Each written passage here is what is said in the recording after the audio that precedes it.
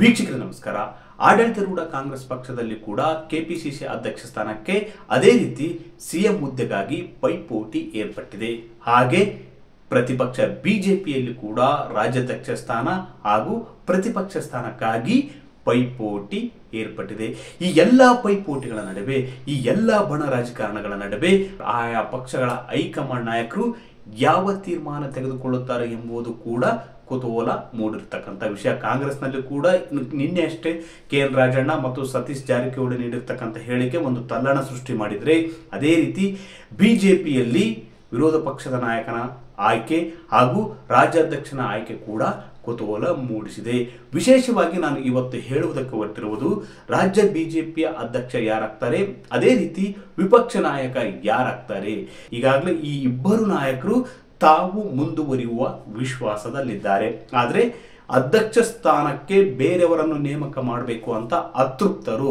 Rebels ತಂಡದ ನಾಯಕರು ಕೂಡ ಒಂದು ಒತ್ತಡ ಹೇರುವ ಪ್ರಯತ್ನ ಮಾಡುತ್ತಿದ್ದಾರೆ. ಈ ನಿಟ್ಟಿನಲ್ಲಿ ಡೆಲ್ಲಿಯಲ್ಲಿ ಕೆಲವರು ಸಭೆಯನ್ನು ನಡೆಸಿದ್ದಾರೆ. ಮತ್ತೊಂದು ಕಡೆ ವಿಪಕ್ಷ ನಾಯಕರನ್ನು ಬದಲಿಸಬೇಕು ಎಂಬ ಕೂಗು ಕೂಡ ಕೇಳಿ ಬರುತ್ತಿದೆ ಮತ್ತು ವಿಪಕ್ಷ ನಾಯಕರು ಬದಲಾಗ್ತಾರೆ ಎಂಬ ಮಾತುಗಳು ಕೂಡ ರಾಜಕೀಯ ವಲಯದಲ್ಲಿ ಹರಿದಾಡುತ್ತಿವೆ. ಹಾಗಾದ್ರೆ ವಿಪಕ್ಷ ನಾಯಕ ಯಾರಾಗ್ತಾರೆ? ಈಗಿರ್ತಕ್ಕಂಥ ಹಾಲಿ ವಿಪಕ್ಷ ನಾಯಕ ಆರ್ ಅಶೋಕ್ ಅವರು ಬದಲಾವಣೆ ಆಗ್ತಾರಾ?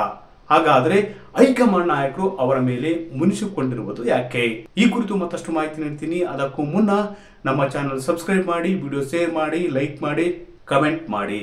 ವೀಕ್ಷಕರೇ, ಇನ್ನು ಕೆಲ ದಿನಗಳಲ್ಲಿ ಬಿಜೆಪಿ ರಾಜ್ಯಾಧ್ಯಕ್ಷರ ಆಯ್ಕೆ ಆಗುವ ಸಾಧ್ಯತೆ ಹೆಚ್ಚು. ಈ ವಾರದೊಳಗೆ ಇಲ್ಲವೇ ಮುಂದಿನ ವಾರದ ಒಳಗೆ ರಾಜ್ಯಾಧ್ಯಕ್ಷರ ಘೋಷಣೆ ಆಗಲಿದೆ. ಅದೇ ರೀತಿ ವಿಪಕ್ಷ ನಾಯಕ ಬದಲಾವಣೆ ಆಗ್ತಾರೆ ಎಂಬ ಮಾತು ಬಿಜೆಪಿಯಲ್ಲಿ ತುಂಬಾ ಹರಿದಾಡ್ತಿದೆ. ಯಾಕಂದ್ರೆ ಅಲ್ಲಿ ರೆಬಲ್ಸ್ ತಂಡದ ನಾಯಕರು ಮತ್ತು ಅತೃಪ್ತ ನಾಯಕರು ಹಾಲಿ ಅಧ್ಯಕ್ಷರನ್ನು ಬದಲಿಸಬೇಕು ಅಂತ ಪಟ್ಟು ಹಿಡಿದಿದ್ದಾರೆ. ಹಾಗಾದ್ರೆ ಪಟ್ಟು ಹಿಡಿದ ಹಿನ್ನೆಲೆಯಲ್ಲಿ ಬಿಜೆಪಿ ಹೈಕಮಾಂಡ್ ನಾಯಕರು ಪರ್ಯಾಯ ನಾಯಕರತ್ತ ಒಂದು ದೃಷ್ಟಿಯನ್ನು ನೆಟ್ಟಿದ್ದಾರೆ. ಅವರ ಬದಲಿಗೆ, ಹಾಲಿ ಅಧ್ಯಕ್ಷರ ಬದಲಿಗೆ ಯಾರನ್ನು ಮಾಡಬಹುದು, ಯಾರನ್ನು ಮಾಡಿದರೆ ಸೂಕ್ತ ಎಂಬ ಪರ್ಯಾಯ ಆಲೋಚನೆಯಲ್ಲಿ ತೊಡಗಿದ್ರು ಕೂಡ ಅವರ ದೃಷ್ಟಿಯಲ್ಲಿ ಬೇರೆ ಯಾವುದೇ ನಾಯಕ ಸಿಕ್ಕಿಲ್ಲ ಅಂತ ಹೇಳಲಾಗ್ತದೆ. ಅಂದ್ರೆ ಹಾಲಿ ಅಧ್ಯಕ್ಷರಾಗಿರುವ BY ವಿಜೇಂದ್ರ ಅವರನ್ನು ಬಿಟ್ಟರೆ ಪರ್ಯಾಯವಾಗಿ ಯಾವ ನಾಯಕರಿದ್ದಾರೆ? ಯಾಕಂದ್ರೆ ಇಲ್ಲಿ ಅತೃಪ್ತ ನಾಯಕರು ಹೈಕಮಾಂಡ್ ನಾಯಕರ ಮೇಲೆ ಒತ್ತಡ ಹೇರುತ್ತಿರುವುದರಿಂದ, ಅದೇ ರೀತಿ ಎಲ್ಲರನ್ನು ವಿಶ್ವಾಸಕ್ಕೆ ತೆಗೆದುಕೊಳ್ಳುತ್ತಿಲ್ಲ ಎಂಬ ಅತೃಪ್ತ ನಾಯಕರ ಆರೋಪಕ್ಕೆ ಬದಲಿಯಾಗಿ ಹೈಕಮಾಂಡ್ ನಾಯಕರು ಬೇರೆ ನಾಯಕರ ಚಿತ್ತ ಹರಿಸಿದ್ರೆ ಬಹಳಷ್ಟು ಲೋಪಗಳು ಅಲ್ಲಿ ಕಂಡು ಬರತೊಡಗಿವೆ ಅಂತ ಹೇಳಲಾಗ್ತದೆ. ಹೀಗಾಗಿ ವಿಜೇಂದ್ರ ಅವರಿಗೆ ಪರ್ಯಾಯ ಆಯ್ಕೆ ಅಲ್ಲಿ ಇರುವುದರಿಂದ ಹೈಕಮಾಂಡ್ ನಾಯಕರು ಸ್ಟಿಕ್ ಆನ್ ಆಗಿದ್ದಾರೆ ಅಂತ ಹೇಳಲಾಗ್ತದೆ. ಅದೇ ರೀತಿ ಇನ್ನೂ ಕೆಲ ನಾಯಕರು ವಿಪಕ್ಷ ನಾಯಕನನ್ನು ಬದಲಿಸಬೇಕು ಅಂತ ಪಟ್ಟು ಹಿಡಿದಿದ್ದಾರೆ. ಯಾಕಂದ್ರೆ ಕೆಲ ವಿಷಯಗಳಲ್ಲಿ ವಿಪಕ್ಷ ನಾಯಕರು ತಮ್ಮ ಕಾರ್ಯವನ್ನು ಸರಿಯಾಗಿ ನಿಭಾಯಿಸುವಲ್ಲಿ ಎಡಬಿದ್ದಾರೆ. ಅಂದ್ರೆ ವಿಶೇಷವಾಗಿ ಗ್ರೇಟರ್ ಬೆಂಗಳೂರು ಮಾಡುವಂತಹ ಕಾಂಗ್ರೆಸ್ ಸರ್ಕಾರದ ನಡಿಯಲ್ಲಿ ಪ್ರತಿಪಕ್ಷ ನಾಯಕರು ತುಂಬಾ ಸ್ಮಾರ್ಟ್ ಆಗಿ ನಡೆದುಕೊಂಡಿದ್ದಾರೆ ಸೇರಿ ಹಲವು ಆರೋಪಗಳು ಕೇಳಿ ಬಂದಿವೆ. ಹೀಗಾಗಿ ಪ್ರತಿಪಕ್ಷ ನಾಯಕರನ್ನು ಬದಲಿಸಬೇಕು ಎಂಬ ಬೇಡಿಕೆ, ಒತ್ತಡ ಕೂಡ ಹೈಕಮಾಂಡ್ ಮೇಲೆ ಇದೆ. ಈ ಒಂದು ವಿಷಯದಲ್ಲಿ ಅಂದ್ರೆ ಪ್ರತಿಪಕ್ಷ ನಾಯಕನ ಬದಲಾವಣೆ ವಿಷಯದಲ್ಲಿ ಕೂಡ ಹೈಕಮಾಂಡ್ ನಾಯಕರು ಪರ್ಯಾಯ ನಾಯಕನನ್ನು ಹುಡುಕುವತ್ತ ಒಂದು ಚಿತ್ತ ಹರಿಸಿದ್ದಾರೆ. ಅಲ್ಲಿ ಪ್ರಮುಖವಾಗಿ ಕೇಳಿ ಬರ್ತಕ್ಕಂಥ ಹೆಸರು ಯಾವುದಪ್ಪ ಅಂದ್ರೆ ಕಾರ್ಕಳದ ಶಾಸಕರಾಗಿರ್ತಕ್ಕಂಥ ಸುನೀಲ್ ಕುಮಾರ್ ಅವರ ಆಯ್ಕೆಯತ್ತ ಹೈಕಮಾಂಡ್ ನಾಯಕರು ಕೂಡ ಒಂದು ದೃಷ್ಟಿಯನ್ನು ಹರಿಸಿದ್ದಾರೆ ಅಂತ ಹೇಳಲಾಗ್ತದೆ. ಯಾಕಂದ್ರೆ ಪ್ರಮುಖವಾಗಿ 5 ಬಾರಿ ಶಾಸಕರಾಗಿ ಇರುವ ಅವರು ಒಳ್ಳೆಯ ಮಾತುಗಾರರು ಕೂಡ ಹೌದು. ಕಾಂಗ್ರೆಸ್ ಸರ್ಕಾರವನ್ನು ತರಾಟೆಗೆ ತೆಗೆದುಕೊಳ್ಳುವಲ್ಲಿ ಮತ್ತು ಹಿಗ್ಗಾಮುಗ್ಗ ಜಾಡಿಸುವಲ್ಲಿ ಒಂದು ಜಾಣ್ಮೆಯನ್ನು ಹೊಂದಿದ್ದಾರೆ. ಅದೇ ರೀತಿ ಹಿರಿಯ ಶಾಸಕರಿದ್ದಾರೆ ಮತ್ತು ವಾಗ್ಮಿ ಇದ್ದಾರೆ ಮತ್ತು ಹಿಂದುತ್ವದ ಪರ ಇದ್ದಾರೆ, ಹಿಂದುತ್ವದ ಪ್ರತಿಪಾದಕರಾಗಿದ್ದಾರೆ. ಈ ಎಲ್ಲ ಅಂಶಗಳು ಸುನಿಲ್ ಕುಮಾರ್ ಕಾರ್ಕಳ ಅವರಿಗೆ ಇದೆ. ಈ ಎಲ್ಲ ಅಂಶಗಳು ಕೂಡ ಅವರಿಗೆ ಒಂದು ಲಾಭ ತಂದು ಕೊಡಬಹುದು. ಸುನಿಲ್ ಕುಮಾರ್ ಅವರತ್ತ ಹೈಕಮಾಂಡ್ ನಾಯಕರು ಚಿತ್ತ ಹರಿಸಿದ್ದಾರೆ ಅಂತ ಹೇಳಲಾಗ್ತದೆ. ಯಾಕಂದ್ರೆ ಅವರು ಒಳ್ಳೆ ವಾಗ್ಮಿ ಇದ್ದಾರೆ, ಒಳ್ಳೆ ಮಾತುಗಾರರಿದ್ದಾರೆ. ಅದೇ ರೀತಿ ವಿಧಾನಸೌಧ ಹೊರಗೂ ಮತ್ತು ಒಳಗೂ ಕೂಡ ಕಾಂಗ್ರೆಸ್ ಸರ್ಕಾರವನ್ನು ತರಾಟೆಗೆ ತೆಗೆದುಕೊಳ್ಳಬಲ್ಲರು.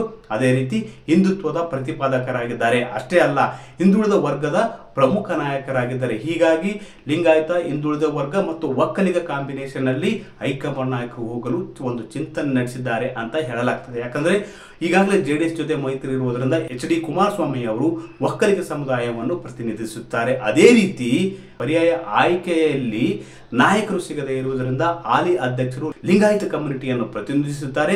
ಬಹುತೇಕ ಹಾಲಿ ಅಧ್ಯಕ್ಷರ ಸ್ಥಾನ ಭದ್ರ ಅಂತ ಹೇಳಲಾಗ್ತದೆ. ಆದರೆ ಅದೇ ರೀತಿ ಹಿಂದುಳಿದ ವರ್ಗದ ಮತಗಳನ್ನು ಸೆಳೆಯಬೇಕಂದ್ರೆ ಹಿಂದುಳಿದ ವರ್ಗದ ನಾಯಕರಿಗೆ ಮಣೆ ಹಾಕುವುದು ಕೂಡ ಅಗತ್ಯ ಎಂಬುದನ್ನು ಕೂಡ ಹೈಕಮಾಂಡ್ ನಾಯಕರು ಮನಗೊಂಡಿದ್ದಾರೆ ಅಂತ ಹೇಳಲಾಗ್ತದೆ. ಹೀಗಾಗಿ ಸುನಿಲ್ ಕುಮಾರ್ ಅವರತ್ತ ಒಂದು ದೃಷ್ಟಿ ನೆಟ್ಟಿದ್ದಾರೆ. ಯಾಕಂದ್ರೆ ಅವರು ಒಳ್ಳೆಯ ಮಾತುಗಾರರಾಗಿದ್ದಾರೆ ಮತ್ತು 4 ಬಾರಿ ಶಾಸಕರು ಕೂಡ ಆಗಿದ್ದಾರೆ. ಅವರಿಗೆ ತುಂಬಾ ಅನುಭವವಿದೆ ಮತ್ತು ವಿಧಾನಸೌಧ ಹೊರಗೂ ಒಳಗೂ ಕಾಂಗ್ರೆಸ್ ಸರ್ಕಾರವನ್ನು ತರಾಟೆಗೆ ತೆಗೆದುಕೊಂಡು ಸರ್ಕಾರದ ಲೋಪದೋಷಗಳನ್ನು ಹೊರಗಿಡುವುದರಲ್ಲಿ ಜನರಿಗೆ ಮುಟ್ಟಿಸುವಲ್ಲಿ ಒಂದು ಯಶಸ್ವಿ ಕಾಣಲಿದ್ದಾರೆ. ಅವರು ಮಾತುಗಾರಿಕೆಯಿಂದ ತಿಳಿದು ಬರುತ್ತದೆ ಎಂಬುದು ಕೂಡ ಇದು ದಿಟವಾಗಿದೆ.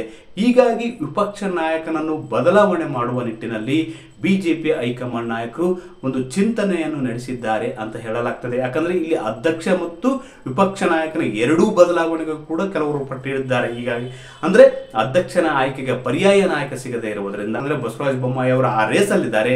ಆದ್ರೆ ಮೊನ್ನೆ ಉಪಚುನಾವಣೆಯಲ್ಲಿ ಸೋತಿದ್ದರಿಂದ ಅವರಿಗೆ ಒಂದಷ್ಟು ಡ್ಯಾಮೇಜ್ ಆಗಿದೆ. ಅದೇ ರೀತಿ 2023 ವಿಧಾನಸಭೆ ಚುನಾವಣೆಯಲ್ಲಿ ಅವರ ನಾಯಕತ್ವದಲ್ಲಿ ಬಿಜೆಪಿ ಚುನಾವಣೆ ಎದುರಿಸಿತ್ತು. ಆದರೆ ಬಿಜೆಪಿ ಗೆದ್ದಿದ್ದು 66 ಮಾತ್ರ. ಹೀಗಾಗಿ ಅವರಿಗೆ ಒಂದು ಹಿನ್ನಡೆಯಾಗಿದೆ.